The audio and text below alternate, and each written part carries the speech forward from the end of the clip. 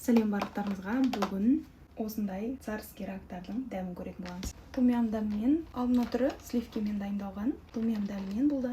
Және осындай креветки. Вау! Мәссаған! Иісі деген ұрып тұр ғой.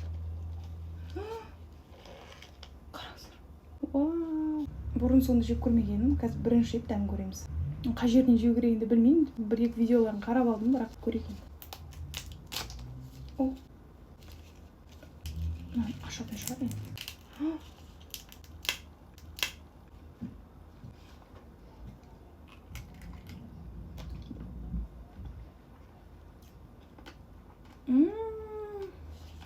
Вау, дәмі күшті. О, ұятсыз қалды.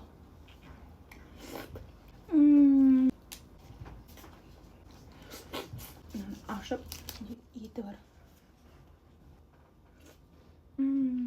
Күшті дәм. Оның ішінде де еті бар сияқты.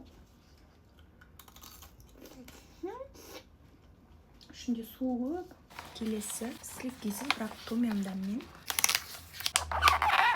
Түрісін қарасаңыздар, тәбет шақырады ғой, кәдімгідей сықыр дегені күшті екен мұның. Иісін-ай, күшті шығып жатыр иісі. Бірақ мен өзім ұсақ емес, ірі түрін алуға кеңес беремін. Кішкене еті көбірек болады. Ал мен тапсырыс бергенде ірі көлемі қалмаған екен, сондықтан ұсақ